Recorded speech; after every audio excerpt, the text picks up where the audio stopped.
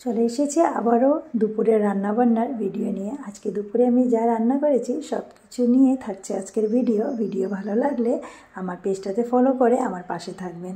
নমস্কার সবাইকে, আমি পম্পি চলে এসেছি আবারও নতুন একটা ভিডিও নিয়ে। আজকে দুপুরে যা রান্না করেছিলাম তারই একটা ছোট্ট ভিডিও আপনাদের সাথে তুলে ধরবো। ভালো লাগলে লাইক করে আমার পেজটাতে ফলো করে পাশে থাকবেন। তো প্রথমেই আমি দেখুন ভাত কেরালা নিয়েছি। ভাত কেরালাটাকে কেটে আমি সিদ্ধ বসিয়ে দিয়েছি। এদিকে মশলা বেটে নিয়েছি, মশলার মধ্যে আদা রসুন পেঁয়াজ আর কাঁচা লঙ্কাকে বেটে নিয়েছি। এদিকে ভাত কেরালা সিদ্ধ হওয়ার পর বিচিটাকে বের করেও বেটে নিয়েছি।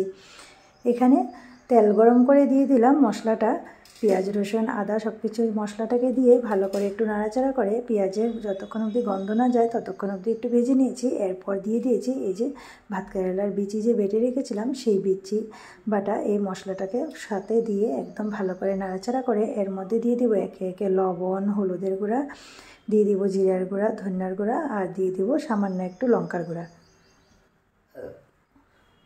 সব কিছু মশলা দিয়ে তারপর ভালো করে নাড়াচাড়া করে একটু কম স্টিমে মশলাটাকে কষিয়ে নিব।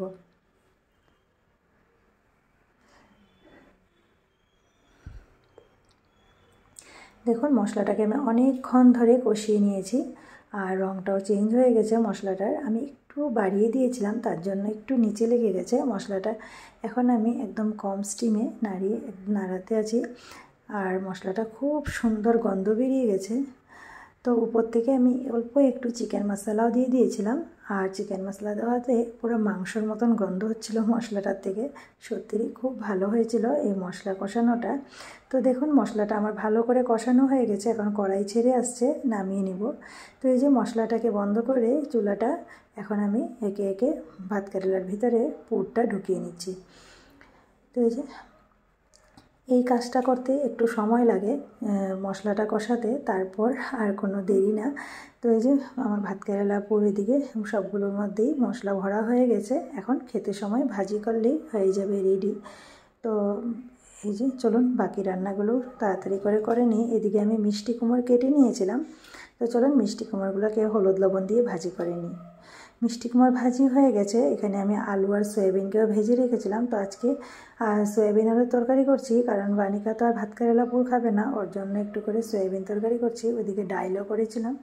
তো আজকে সয়াবিন আলুর তরকারিটার মধ্যে গোটা জিরা আর গোটা গরম মশলা তেজপাতা ফোড়নে দিয়ে সব মশলাগুলো দিয়ে দিয়েছি। ঘরোয়া জিরা গুঁড়া, লঙ্কার গুঁড়া, ধনিয়ার গুঁড়া সব কিছু দিয়ে সয়াবিন আলু ভাজা দিয়ে সব কিছু সুন্দর করে কষিয়ে ঝোল দিয়ে নামিয়ে নিলাম। রেডি হয়ে গেছে আমার সয়াবিনের তরকারি। আর এখন এই যে ভাত কেরালার জন্য বেসন গুলে নিয়েছি, হলুদ লবণ দিয়ে অল্প একটু জল দিয়ে বেসনটাকে গুলিয়ে এই যে এর মধ্যে একে একে বড়াগুলোকে দিয়ে ডুবিয়ে তারপর গরম গরম তেলের মধ্যে ভেজে নিব লাল লাল করে। তো আমার ছোটো ভাইও চলে এসছে।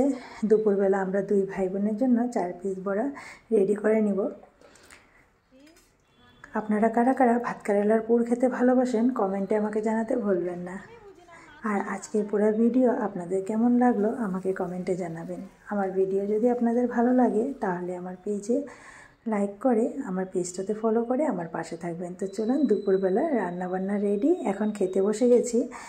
আজকে আছে ডাল, সাথে আছে যে গতকালকে করেছিলাম কুমড়ো পাতার বাটা, তো এটাও রয়ে গেছে। এদিকে নিয়ে নিয়েছি ভাত কেরালার পুর, করেছিলাম মিষ্টি কুমড় ভাজি, আর এদিকে আছে সয়াবিনের তরকারি, সাথে লেবু, সব কিছু নিয়ে বসে পড়লাম। তো প্রথমেই আপনাদেরকে এই যে ভাত কেরালাটাকে একটু ভেঙে অল্প একটু ভাত কেরালার পুর দিয়ে মেখে খেয়ে দিয়ে বলছি কেমন হয়েছে। খেতে খুবই টেস্ট হয়েছে, কারণ আমি খাওয়ার আগে বলছি আমি ভিডিওটা আগে করে নিয়েছিলাম আর এখন আমি খাওয়ার পর ভয়েসটা দিচ্ছি।